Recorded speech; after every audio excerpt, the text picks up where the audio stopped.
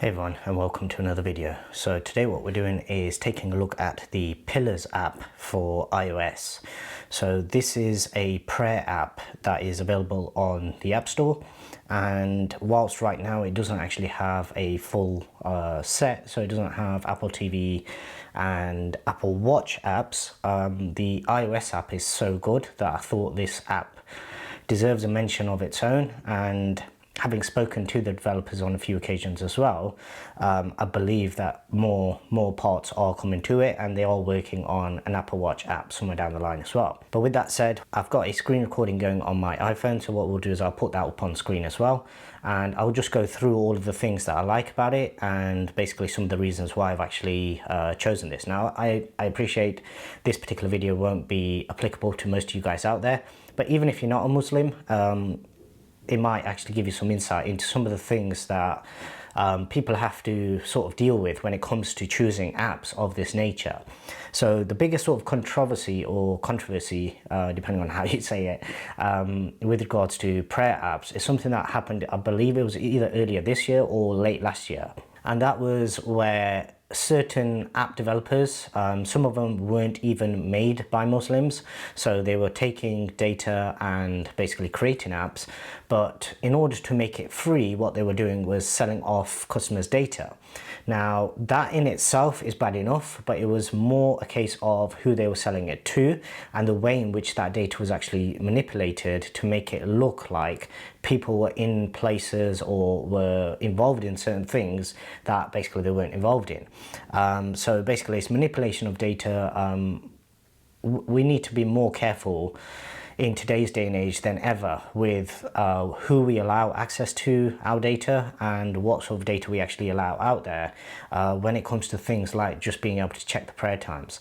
So what we'll do is looking at the iPhone. So firstly, they do have a widget. So as you can see at the top of the screen here, the widget, it basically shows everything. So the main thing about the Pillars app is the fact that it is completely free, and the developers have actually put on record several times that the main reason they actually made this app was to help out the Muslim community and to give them something that is completely free. So as they put it in their words, they want this app to remain completely free. They do have other sort of options available for people that do want to invest and give money towards other projects, but the app itself will remain completely free. So it won't feature ads, which is one of the big problems with prayer apps, and it won't feature any type of lock and sort of in-app purchase type setup where, for example, if we come through and I show you some of the other apps, some of these you may need to actually log into them in order to actually pull up the data. I don't think I've actually got any more left over. But if we come into the Azan Pro app, for example, this is one of the ones which is quite good, but as you can see straight away an ad pops up. If you continue to the app, as you can see, certain things will be locked on certain devices. Now, they do have obviously multiple device support, so they have Apple TV, iPad, iPhone, Mac, and also Apple Watch, but it's not completely free. So coming into the Pillars app, this is the sort of welcome page that you get initially. So right at the top, you have your next prayer, you have the last prayer showing when it actually kicked in, you have the date and information, and then you have the location as well. Next tab over is just a summary of all the day's prayers, and you can actually cycle through and check this. Now, I have already contacted the actual developers, and I did ask them whether they could actually implement something where we can make manual adjustments. Whilst all these prayers are generally quite accurate, there will be some prayers that are depending on the mosque that you go to and the timetable that you work off, there will be slight adjustments that need to be done. And at the moment, that's the one limitation of this particular app, that it doesn't have any type of manual adjustment for individual prayers. But yeah, as I said, these times I've actually checked with sort of generic timetables from Derby, and it kind of sits where most of them actually fall. And you do have some options, we'll come on to them a little later on in the settings, whether you want to choose the early or late Usr time, as well as some of the other options as well. So that's a quick summary if you want to just see all the prayers.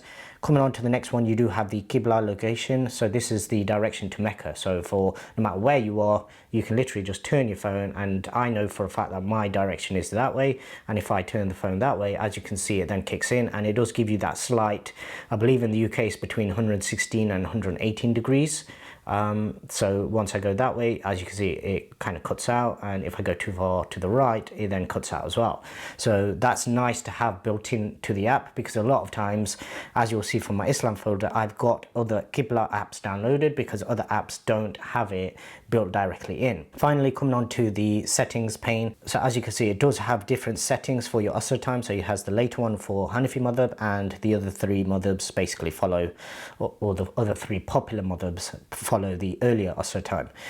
You do have various calculations for the actual timings themselves. Now for me personally, I've generally found that moon sighting is generally going to be quite accurate. It's not going to be perfect, but it's generally accurate enough to where most of the times are fine. Obviously you can set that accordingly. As I said, the developers have mentioned that they will be adding in manual adjustments somewhere down the line. After that, you do have the option of 12 or 24-hour time, and coming into the advanced section, you do have a few more options for some of the voluntary prayers that you can actually do in there as well. You do have a couple of modes, so depending on whether you want day mode or night mode, so we'll just see the difference. I'm not sure if that actually kicks on or not. I generally just leave it on auto. I actually like it on auto.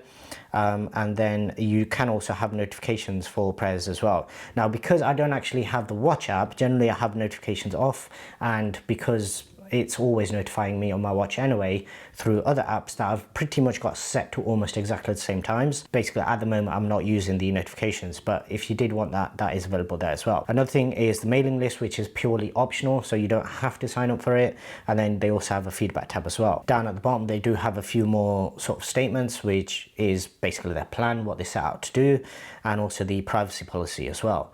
So as you can see, it's a very simple, nicely laid out app, and it basically, alongside the widget, it gives you everything that you actually need in terms of seeing your prayer times, giving you Qibla location if you are out and about and don't know it for that particular location.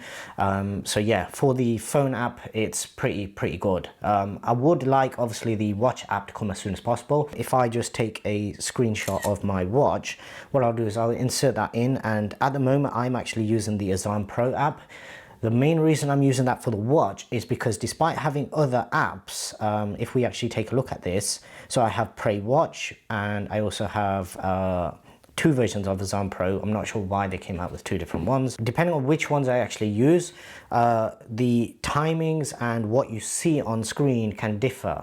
So my hope is, obviously, once the Pillars app actually update it and they get the watch app as well, then that's something that I'd probably end up switching to that just to have it uniform, and hopefully they do have some manual adjustments as well. The main reason I'm actually highlighting this is because, as I said, this is a completely free app, as in completely free. It's very rare to get anything like this where there's not ads or something like that, or something more sinister in the background that's actually going on with regards to data being sold off. So when you get people out there that are willing to spend their time and their effort into designing something for us to use, that will not only benefit us in our day-to-day life, but obviously in our religion as well, then I think we need to actually give something back as well, and not necessarily monetary. So it doesn't necessarily have to be money. Even just the publicity, just getting more people to go to the App Store, getting more people to do downloads for them. I do know that this is also available on Android as well. Obviously, I don't personally use Android. Hopefully somebody out there will do a similar video for Android as well, because I think it's something that does need to be highlighted. It deserves to be highlighted, and the developers deserve their moment of fame, if you like, just to get them out there. Some of the things that they have mentioned in terms of other projects that they've got that they're working on are really encouraging, and just the general sort of mindset of what they're trying to do, their plan is something that it's actually quite good for the community. So that's something that I think everybody should do their best, do their part to try and help these brothers out in terms of trying to make more products like this, essentially. I have no problem buying these types of apps if they work and they work well, but obviously this is something that is out there, it's free, and I think the biggest thing is the fact that they're putting on record the fact that they're not going to be misusing or even trying to collect any more data than they actually need in order to give you the most accurate prayer times that you can get, basically. Anyway, that's it for this particular video. As always, if you haven't already done so, please do subscribe to the channel. Also hit the bell icon, that way you're notified whenever I upload any new videos. And I'd really appreciate it if you also give this video a thumbs up. And other than that, thanks very much for watching.